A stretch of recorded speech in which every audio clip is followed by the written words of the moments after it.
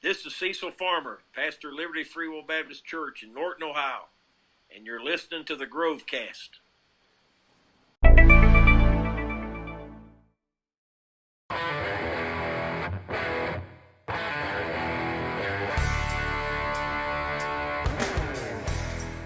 Hey everybody, it's another edition of the GroveCast, October special edition. We've got one each month in honor of Pastor Appreciation Month. I'm going to talk to different pastors and I've got them in my family and my friends and different ones. And so we're going to do this throughout the month of October just to honor pastors and so they can tell their story and encourage other ones. And today, staring right at you there in the scarlet and gray with a half grin on his face, is my older brother. Make sure we get the older part in there. 4 years older than me. For about 3 months, about 6 months, he's less than 4, but usually 4. This is my brother Cecil. What's up, man? Hey, I'm doing good, bro. How you doing? I'm doing all right. If you could see the behind the scenes that his daughter's having to do to prop him up here to get him set for this thing. It took the whole family to get him to understand how to do the technology, but I'm not much of a technology person, but hey, we're gonna have fun with it. Hey, I wore my Ohio State shirt just, thank you. in case there ain't Michigan fans watching or anything. Oh, there will be, and they probably just turned it off now that you showed that, but it's all right. They put up with me. They can put up with you for at least one day anyway. Right. Listen, you're a legend around here because I talk about you all the time, and they all want to know, there's no way this dude is real. Well, here we go. Tell them what it's like to grow up. Remember, it was just me and you for about, 8 years there for a while, wasn't it? Several years, yeah, till Ray came along. Till Ray came along, yeah. Let's see. You was born in 68 to 76. I remember I come home, and you was in the crib, and I told Mom, I said, why isn't he getting out of the crib to play with? I was wanting you to play. We made up for it later on. We did. Oh, yeah, I had to. You threatened my life if I didn't do what you wanted me to do, man. That's the way it went. And for you kids out there, I was not in the house. I was actually in a sleeping utensil called a crib. That wasn't the name for the house, right? Right. Yeah. Right. We was back at the crib. I thought you were getting all loose on me there for a minute. No, not even close. I'm at the old-fashioned bed, yeah. So you're my older brother, and in the older family. Now, we've got several pastors and preachers and ministers in our family, but you are 4 years older than me. What year was it you were called to preach? Let's see. It was right at the end of 84. Right at the end of the year. Right at the end of 84. Right. Yeah. And it was. You've been dealing with it though for how long? Probably a year or two, something like that. A couple years, probably. Yeah. Year and a half. Do you ever know anybody that you talked to that it wasn't a process where they kept dealing with it and kept thinking about it? Nobody just like, God says, I want you to preach. Okay. And they go do it. If it's happened, I don't know anybody personally. Mm-hmm. That's ever. That's one thing, Brian. I think that is fascinating to hear. I'm on the ordination board. Our church belongs to a conference. Right. And that's the one, they fill out a questionnaire, but I always like to hear them say it. I always ask them how they got saved and how they got to call it preach, and it is absolutely fascinating. It is, isn't it? Nobody's story is the same. Right. They're all different. I mean, it's the same call, but it's just fascinating. It is. Well, it's amazing. That shows the different and uniqueness of all of us, doesn't it? Because it's like mine was different than yours, and my excuses were different than yours probably. Mine was, hey, I already got 2 uncles and a cousin, and now my brother. They're going to think I'm just copying after all them, Yeah, that wasn't true, but I mean, I know how the devil, tries to do. Mine was being backward shot, Which is people hard. don't believe that now that knows me, that just has known me recently, but people years, they know. That was my biggest one. Kind of like Moses, I guess. Yeah. I can't talk. I don't have the skill or whatever and all that. And that's the funny thing about it with you. People wouldn't believe that you were you had a lot of friends and you were a popular dude and you were a loyal friend, but to be a talker, to really stand up and do much talking, that wasn't your thing, was it? No, not at all. Not at all. I hated speech class at school and stuff like that, you know. Which is funny because you went to broadcasting school for a couple of weeks. Remember that? Yeah, I went about 6 weeks and I dropped out. Yeah. It wasn't for me. I still thought that was the coolest thing, though, because that's something I always wanted to get into. We share some of the same likes and stuff, but broadcasting has always been cool. That was back when they had reel-to-reel tape still. Yeah. Oh, that's right. Yeah. That's right. Yeah. Because you had to make some, didn't you? You had to make some and do like a program, and it was reel-to-reel tape. Are we that old that you were doing a reel-to-reel tape, man? Yeah. It was reel-to-reel tape. Man. Yeah. And you had to do like, was it being like an on-air DJ or something, wasn't it? Yeah, something like that. We had to do like news, and you had to do probably, you know, it but it was real tape. Now, why'd you quit? Why did you? I forget why you quit. I shouldn't have quit my job. I couldn't afford it. I shouldn't have quit my job. I should have just went to night school.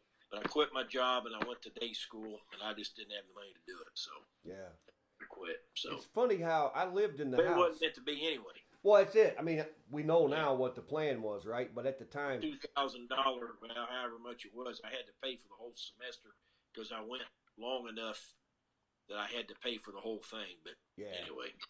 Well, and the funny thing is, what I'm getting at, you did that, and then you sold insurance for a little while. Remember that? Yeah. And then, that was a trip. Yeah. And then there was. Oh, go ahead. Go ahead. Johnny Castle, I don't know if anybody listening knows, but he's the one that got me in that. Some people, I'm sure, know him. Yeah. But I was just too bad. He says now I would do great at it because I got a big mouth now. Yeah. Well, see, isn't that funny how we can't argue with. Remember, Dad always called him John Q. Castle. Oh, John Q. never lies, does he? That's for sure. Yeah. If you're listening, we love you, brother. Hey, John. what's up, JW? Way to go, man. You looked at, because you had a lot of different jobs, and then you went into, you thought maybe it was broadcasting, and then you sold some insurance. Remember when was it Gerstenslager? You worked there one night? I came home. Well, see, I was engaged to marry Melissa, my wife, and I lost my job from the insurance company because I wasn't selling anything. And so I was panicking. So I went there, and man, that was a slime pit, man. Did you only work one night there? One day? One night, but it was a temporary job. Yeah. Temporary service. I still remember we lived on Orchard at that time, and you're in the TV room in the basement there, laid on the floor. Yeah. I walked in, I said, "How you doing?" You're like, "Don't touch me." You were done. Down on my back. I was messed up. But isn't it funny when you piece all that together? That was even so. Okay, I put the time together wrong. That job was when you already knew what you were doing. You already were preaching. You just had to have a job. Right. So when you got to that point that you said, okay, I'm not, I got to give in. I got to give in the call to preach. What was besides being backward? What was the not knowing what would happen? What were some of the things that kind of held you back? And then what was the deciding factor? You said, I'm done running. Let's just go with it. Well, I try, and I'm not putting it down. You know, every job in the church or for the Lord's important. I mean, it doesn't matter. The person that hands out bulletins, that's very important. Sure. You know, it's all important. Right. I tried everything. You know, I tried everything that I could think of to do besides preach that I thought would you know, satisfy God or whatever. Right. Thought, well, I'll try this and then that, but it didn't. I had to give in, you know. And in that part of the process, the searching, okay, well, I'll try this. Maybe this is it, right? Yeah. And I've told, we've got several young men in our church that are preachers. And I tell every one of them, everybody's story is different. There's no two stories the same. Right. A person has no idea what it's like unless they experience it. That's right. You could sit here all day and try to tell somebody what it's like. And there's a lot of people, you know this, Brian, there's a lot, well, I don't know about a lot, but there's some people, they look at it as an occupation. Well, I'm going to decide, I think I'll try pastor. That ain't how it works. No, and those are the people that don't last very long. Yeah, because it's not how it works. No, it's not. It's an abiding conviction that never goes away, no matter what you do. You would never be happy doing anything else. No. Doesn't matter what it is. And how many people get to, and I know there, you experience this in other people.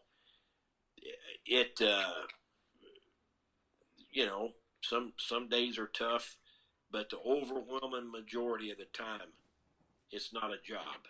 Right. How many people get to say that? No, they don't. They don't. It's not, is it? No. Being able to, you find out you've been preaching just itself then. What year was that? 84? Right at the end of 84. So right at the end of the year. First 85. 35 years there, right? Yeah. Is that take a little bit, yeah. Over that.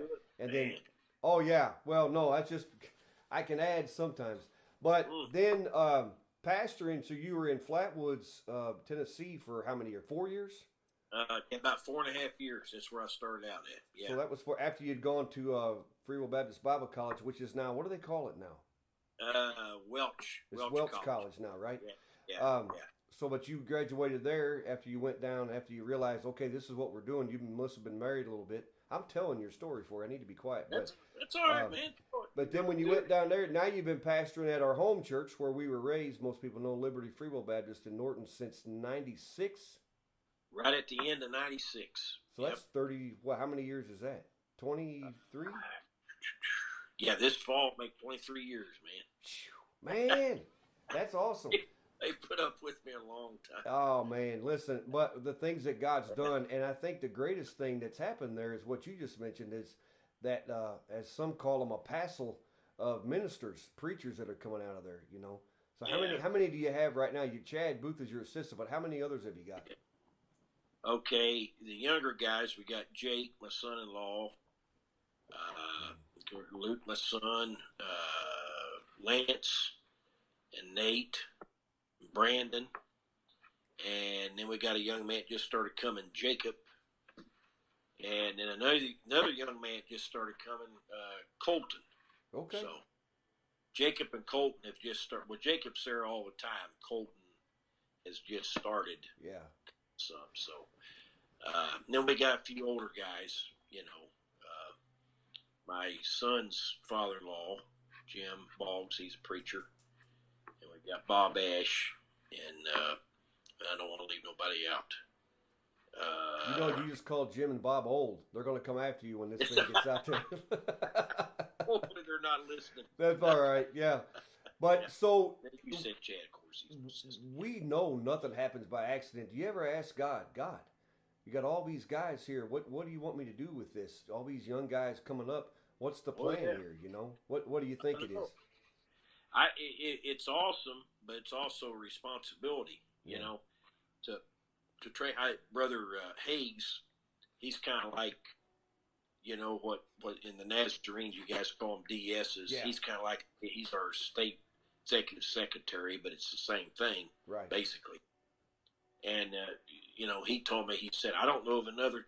I mean, I ain't saying this to brag, but thankful to God, he said, I don't know of another church in the state that has this many young preachers. I'm sure. And he goes all over the state, so it's a blessing. I just try to, two things. Brian, you know this. You remember Brother McMahon, older minister. I think he's about 80 now. Yeah. I'll never forget what he told me when I started. He said, do two things, and you'll be fine. Preach the word, love people. That's it. Said you do that, that's it. Everything else falls into place. God bless you. But if you don't do neither one of them, or you leave one off, you'll fail. You can't have one without the other. And if you just preach and aren't accessible, it's not going to work. You just love people, but you're not feeding them. You're not really loving them. So that's true. That's true. Right. Do you have a struggle sometimes finding stuff for all of them to do, or do they just jump in and get involved with stuff? Or they just get in and get involved and do stuff. And I try to use them as much as I can. Try to give everybody an opportunity. Then there's we do this every now and then, every few months, like on a Sunday night. Just have everybody take about 10 minutes to preach. Hey, at least it's night when they already ate lunch, right? You don't have to worry about that. Yeah.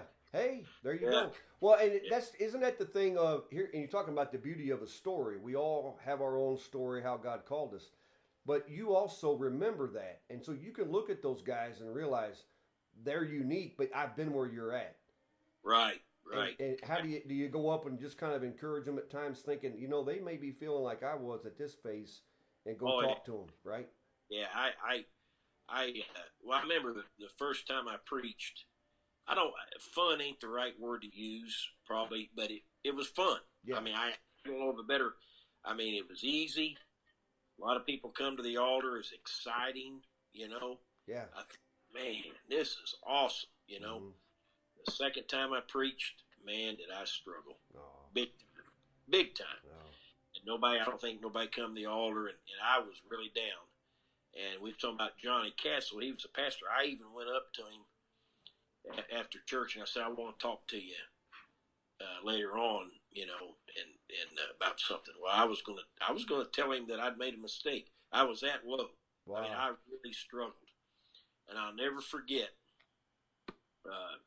There was a man come up to me in the church, and he don't say much, and he's not. Some people, they'll pat you on the back and encourage you, no matter what, if you did. But if he said something, he meant it. He didn't just say it, what? And if Mom's listening, I don't mean nothing bad by this, Mom, but if Mom would have told me, it would have been nice, but I would have known she was just being Mom. Mom has to say nice stuff, right? Yeah. She has to say nice stuff. Yeah. But I don't mean that. No, you're right. Yeah. But this guy, he came up to me, he said, I know you're called. I said, how do you know that? He said, I just know. Yeah. He said, the Spirit, I can tell. That's all I needed to know. And from that person that just doesn't do that very often, I'm putting them down, but everybody's different. He just don't say much. If it's somebody that's not handing out compliments left or right, God knew you needed that. Yeah, and from that person, and he had no idea that what I was thinking. So I remember Johnny come up to me later. He said, "Would you want to talk?" I said, "No, I'm good. Johnny's like, "You're welcome. Thank you." Yeah. But what does that? Just things like that. What does that say about minding the Lord when something's on your heart to go share with somebody? That was a make or break thing for you right there. That was very major, and I've told the person about it, since then, and they had no idea what I was thinking. But it's vital that we do that, even in everyday life. It might seem like a little thing. God lays somebody on your heart. It's not an accident. Call them, send them a note, text them. That's right. Go up to them, give them a hug, tell them you love them. That's vital. It's not when somebody comes to your mind, it's not an accident. That's right. It's a mistake. And going back what you said, if Mom says, you're cute, you did good, or whatever you think she has to, it's the same thing with a pastor. When the pastor calls and says, we missed you, or thanks for visiting, they think we have to do that, even though we don't. When it comes from somebody in the church family, that carries a lot more weight. Carries a lot more weight. It sure yes, does. It does. That brings to mind something about discouragement in ministry. I don't know if you saw earlier this week, a pastor in California took his life. I didn't see that. He was, I forget how old he was. He had 2 little kids and a young wife. He was pastoring a dynamic church, but he had dealt with a lot of mental health issues and stuff, and was going through depression. And that was kind of his thing. He was telling people, hey, Jesus forgives you and he loves you. He's in your heart, but it doesn't mean everything's perfect. You got to deal with stuff. And he had just done the funeral of a lady who had taken her life. And I think that evening is when he did the same for himself. What do you deal? You get down, I get down, we all do. Sure. I've never gotten to that level. I don't even know that I have the right words to console a family that goes through that. How do you? Number one, we're the pastor's number one target of the devil, right? Absolutely.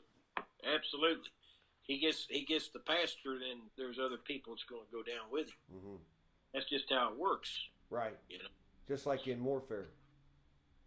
That's where it helps, to have a good wife that you can talk to, and the Lord's blessed me with that, and I know you have too.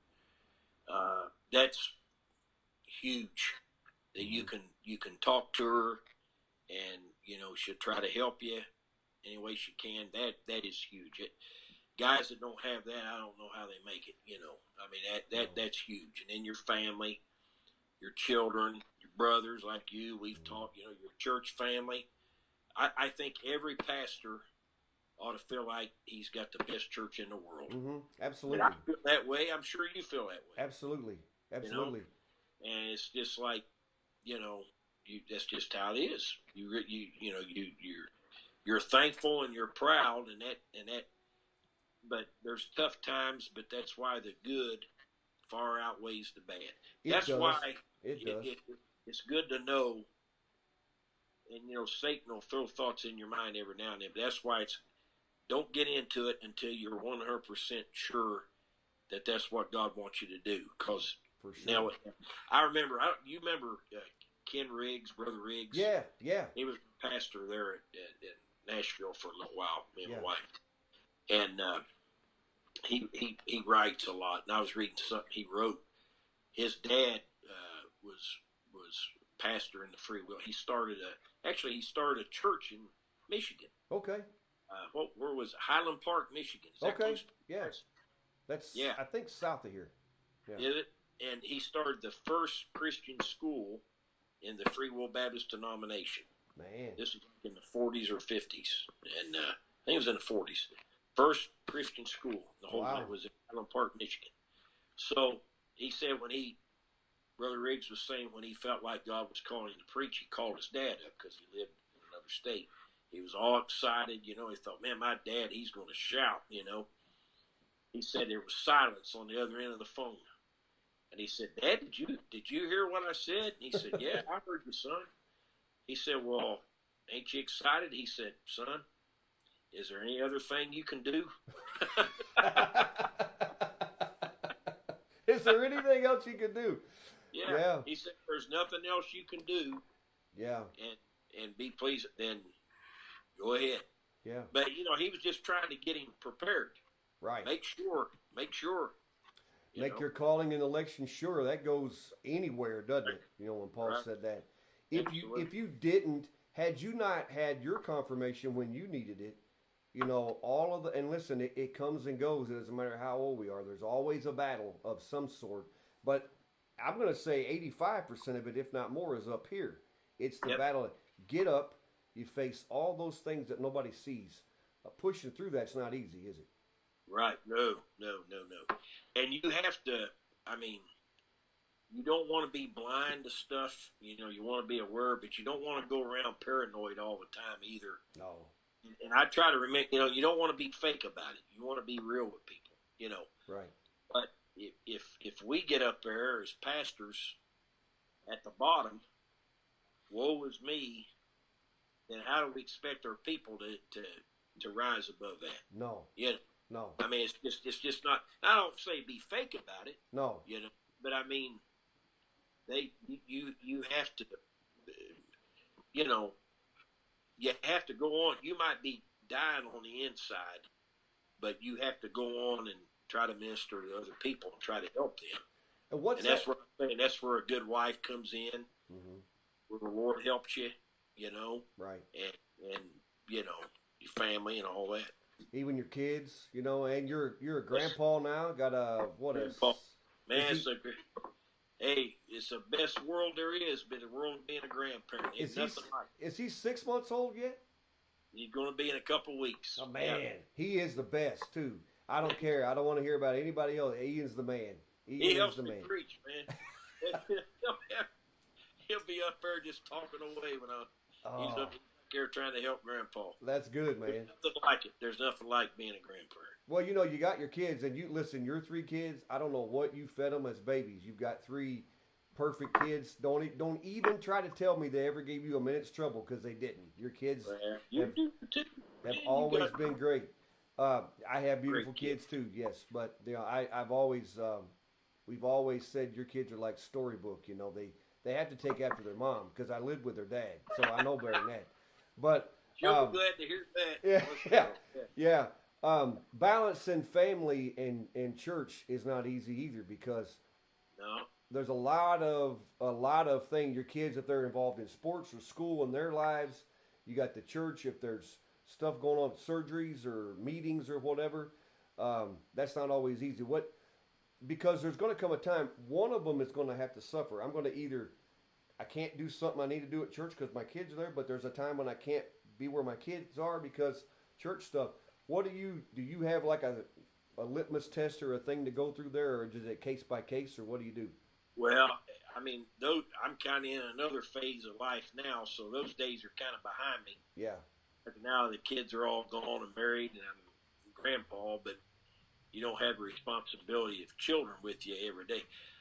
Brian, I don't know no secret. I'm sure I could have done better. I mean, a lot of times when the kids were at home and younger, vacations was a revival I was preaching somewhere, out of state. They go with, but we very few times did we go just like what you'd say a vacation, and that I would have probably tried to done it different and try to do it. But the kids all say they have no, and I believe them. Yeah. They said, No. I've asked them. They said, Dad, we had a ball. Yeah. You can do both. You can do both. It's Sure. not easy, but you can do both. Sure, I mean, you can. you can be there for your family. You can be there for the church. And like I said, I look back on it and I think, man, I would have done that different. But you do the best you can. You trust God, and you can do both. Sure, you can. Just take some work. You've done it. You're doing it. Others have too, and you can do it. You just gotta ask God to help you. And I couldn't be at every one of their games, but Melissa always was, Mm-hmm. And I went to as many of them as I possibly could. Right. And so you just do the best you can. Which is really, that's what it comes down to, is how God helps you. I always have believed God did not give you a family to ignore, but nor did he give you a church to ignore. So if he gives you both, he'll give you the plan how to take care of both of them. And it helps to have a church that understands that you have a family, and your family has to understand this is Dad's calling, and there's times, and when that all meshes, it's good. And Brian, I've never had one person tell me, you're neglecting the church because of your family. I've never had it. So I've been very blessed with the family like I got in the church that I got, Sure. I got nothing to, Lord's been good to me. That's good. That's good. And you guys, you and Leon and Kelly and Mom, of course, Dad went on to be with the Lord, a few years ago, and we know we're going to see him again. We miss him, but we know we're going to see him again. Yeah, that'd be 5 years next month in October. Yeah. 5 years in October. And I always try to think this, Brian. I try, my mind is simple, so this is how I have to think. It's simple. I try to break it down into simple things. When you get a problem, just think of this, God's going to help me with it. I'm not by myself. Sometimes he uses other people to help with it. But enjoy life. If we die today or the Lord comes back today, we're going to heaven. Sign me up for that. Can't beat that, can you? What have I got, what have I got?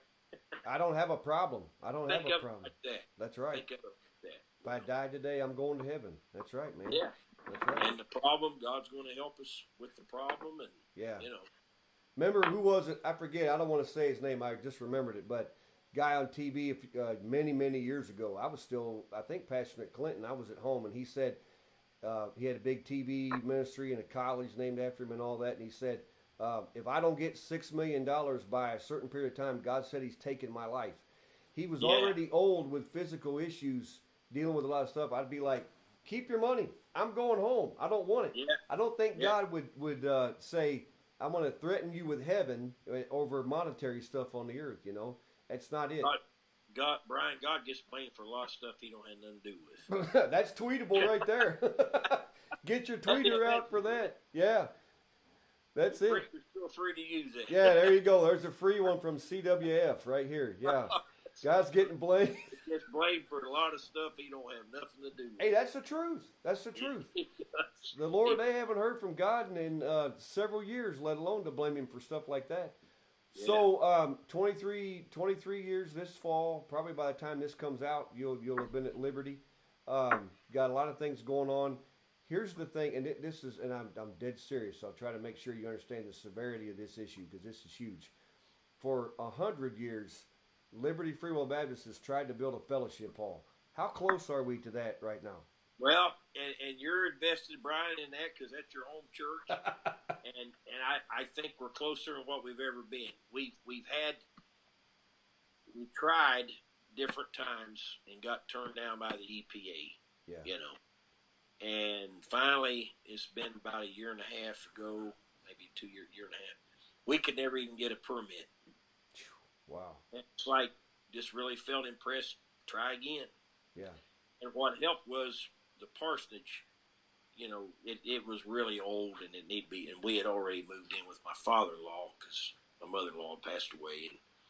And it really, you know, our kids grew up there. I'm thankful for it, but it needed to be, you know. Yeah. House built in the 30s. Oh, it's been around a long time. Yeah. So that actually helped us, and I'll try to make it brief, but that opened up the septic and some other things that we could tie into that. So we tried again. We got the permit. When did you get that? Did you tell me zoning that? Or? Permit, the zoning permit. Okay, good. So that's the first start, but we can never even get that. Good. And so right now we're in the process. We've had one bid. We got a gentleman in our church. He's an architect, Scott. You know him. Yeah.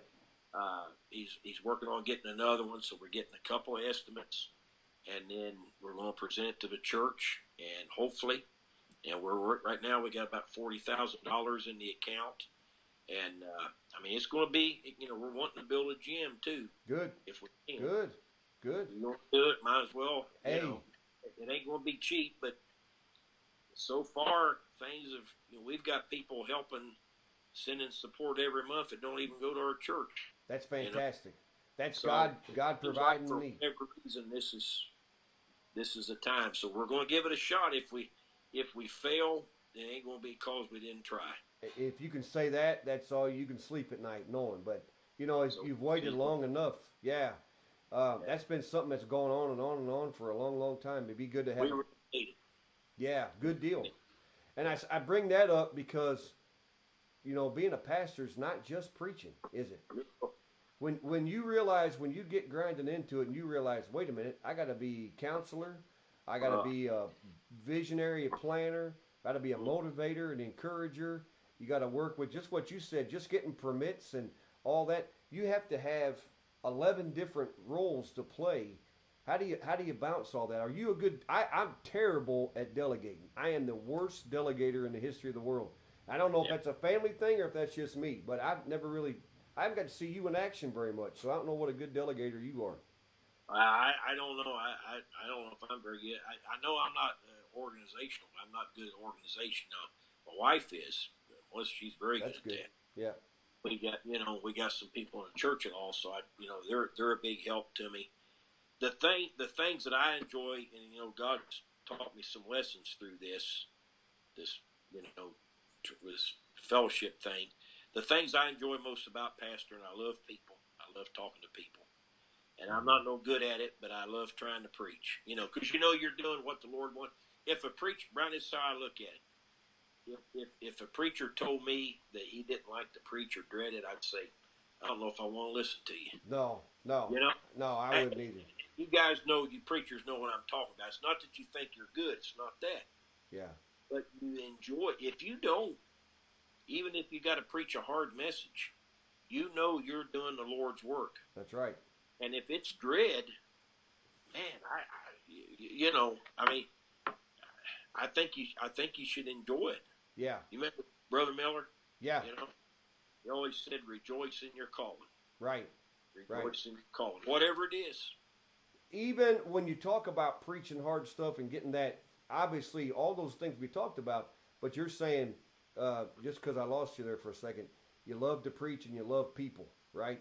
And I think you must have hit your head or something when you said you're not very good at it for preaching. Dude, let me tell you something. Anybody watching and listening to this out there, if you want to have your socks totally rolled up off your feet and stuck in your ear, you need to listen to this man preach, because here's a story I heard somebody tell. They brought I think their little nephew to church. I forget who's the guy's name that told me this. This is years ago. Ken brought him to Liberty. And he said, now, your mommy said you got to be quiet during church. And I think it was his sister, the little boy.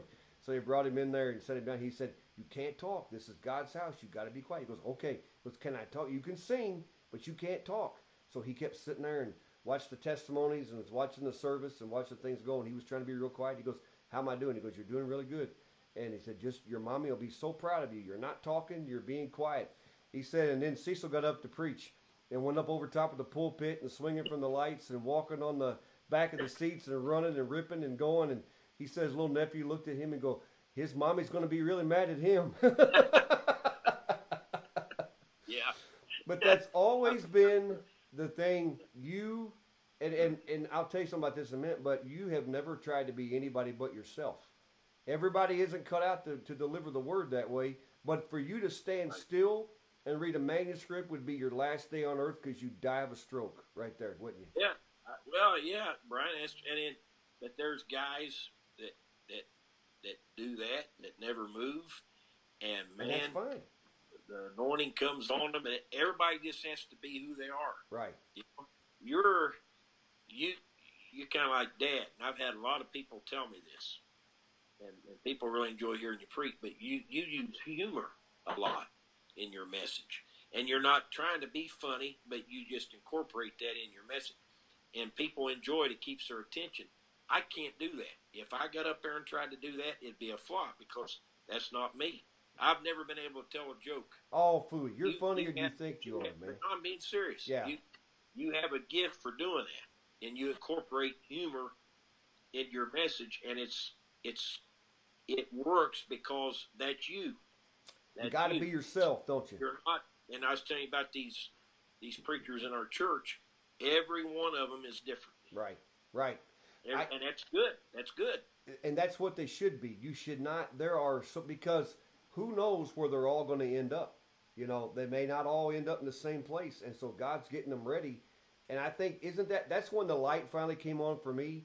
Early on, I didn't try to be like anybody else, but in my head I thought I had to be a certain way and do a certain thing and all that. I even tried to preach like you a couple times. I ended up in the hospital. You know, it doesn't work. I'm right, and I couldn't do what you did. If I got up there and tried to use humor like that, it'd be a flop. You got to be who you are. That's not me. That's right. And there's not a thing wrong with that, because, you know, it's not a newsflash that every human being in the world is different. And so different ways get a hold of them. As long as they're hearing the word and reacting to it and growing in Christ and accepting Christ, that's all that matters, isn't it? No matter what you do. That's exactly right. That's right. I'm just sitting here, you know me, and people know me. They're not going to be. I'm sitting here thinking in my mind, I hope I included all those young preachers. Oh, I know. Listen, if you forget any of them, we have to do a buffer for this, the beginning and the ending. We'll stick their names in there at the end of it, so you'll be all right. That's cool. I just sitting here thinking about it. I don't want to leave nobody out. No, you're fine. Listen, it's all right, and they know even if you forgot them that you still love them for sure. Hey, no, you're fine. You're not old yet, but you are. Are you 55? I'll be 56 in January. I don't understand where time is going, man. 56. So, hey, we're going to put this thing in the barn, but I'm going to ask you a couple of final questions, because I don't care. You know, every time when we do a podcast, I always ask anybody, especially this month being Pastor Appreciation, because there's a lot of guys, a lot of people still figuring this thing out, and it's very easy, especially at the start of it, to get discouraged. Especially in light of what's happened this week, you know, out in California, and what happens in the homes of the pastor. What would you tell a pastor who's just thinking, this is not what I signed up for, this is not what I was thinking, and I don't think I can do it? How do they hang on? I mean, I know they need to try it, they need to get a hold of the Lord, but what if they're sitting across your desk in your office asking you that, what would you tell them? Go back to your original calling. Go back to that. Yeah. Go back to it. Ask God to help you to remember it, and that's why I was saying, Brian, it's vital. And it don't mean even when you nail it down, it don't mean that you're not going to have problems. We're going to be under attack from the devil. Right. But go back to that and ask God to renew you. Yeah. ask God to renew you and go back to your original calling. Mm-hmm. And I think that's the same way sometimes the devil, it don't happen every day. But every now and then he'll put a thought in my mind. Who do you think you are? You're not even saved. It don't happen every day. Yeah. But once in a while, and I go right back and put his face in it. I say, yeah, I am. Yeah. I've even said it out loud sometimes. Oh, yeah. I know the time, and like that song, I can tell you the time, show you the place. It's a real thing. I know I was. Yes, sir. And the same way with the ministry. Don't give the devil an inch. Don't give the enemy an inch. No. You rub his nose in it, and you go back. If you have to, call on the blood of Christ. Amen. Get him out there. Yeah. Get him out there. Yeah. Don't fall down. I mean, I don't know any better way to say it. I mean, I know it's pretty simplistic, but no. Just go back to your original and rub his nose in it. Hey, when you try to gum it up and make it too complicated, I think that's where the problem lies. But go back. It's just like in anything else. At the beginning was always the best. If it's a relationship, your marriage, whatever, go back to the beginning and remember, no, this is a real thing. Absolutely. What drew you to that in the beginning? Right. In the first place. Right. What drew you to that? And that's where you stay with it. And you have to go back and revisit it. We do that even for our salvation, don't we? Sure. Absolutely. The right side of the altar there at Liberty Free Will Baptist, that's where I gave my heart to God. That's where I gave in for the calling to preach. Got married in the middle part there. So that right side right there is a big moment. That's a landmark area. So I know something happened there, That's right. And even in your marriage, first having marriage problems, couple. Go back. What attracted you to that person in the first place? Go back to the beginning. Right. As you said, those are most of the time embedded in your mind. Yeah. They're good memories. So go back to that and then rub the devil's nose in it. If he reminds you of your past, remind him of his future, right? That's what they say, right? Exactly right. That's exactly right. That's right, man. That's right. Absolutely. Hey, absolutely. Now, see, I wasn't so hard on you. I think you were nervous I was going to be a kind of a mystery man, slap you around a little bit, but I was good to you, wasn't I? I just never had done anything like this. Well, hey, after this, you're going to be on the map. They're going to be knocking your door down, wanting speaking engagements for sure. But now you get enough of that in revivals anyway. You don't need any more of the other stuff for sure. Oh man, like Dad. Hey, I'll close it with Dad. Dad accidentally actually says stuff that actually ends up being a pretty good mantra when he would. But I remember complaining to him one time. I think I was still at Clinton, but about attendance. I'm like, phew. And we had less today than we did last week. He goes, so? I said, well, Dad, I want to grow. He goes, listen, nitwit, you should be happy anybody showed up at all. If somebody showed up, preach to them, and that's it. I'm like, wow, that's pretty simple, isn't it? But be happy anybody's there to listen. Dad was brutally honest, man. he shut up and get back to work. That's it. I don't want to hear it. Just go do it, Hear that. Yeah. Sometimes we need to hear that. Oh, yeah. Whether you like it or not. Yeah. Dad loved this, but he didn't believe in petting. I mean, buddy. No. He said, shut up and straighten up. Go do it and quit complaining, If somebody's there, just be happy that they're there. And we are.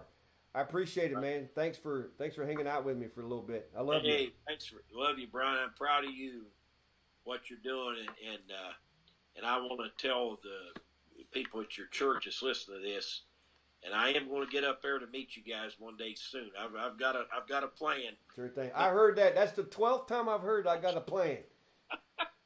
I'm going to be up there. I want to meet, but I'm just what I see on Facebook. You love them and they love you, and I think that's great. I think it's wonderful, and that's what makes it work. That's right. They're the sweetest people in the world. They just loved us from day one, and that's where things can get done when you love each other. You had good folks there in Kentucky. Sure too, did. So been privileged to be in great places everywhere for sure. So I've been blessed too everywhere I've. Yes, sir. Be in Ohio.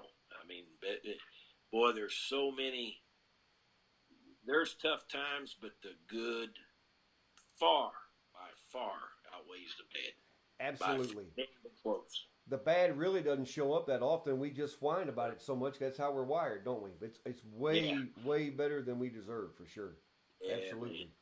All right, man. Well, go back and, hey, you're about ready to eat dinner with Becca and Jake, so enjoy that. That's all right. That's all right, man. All right, Appreciate it. Hey, thanks for hanging out with me. I love you. All right. Love you too, man.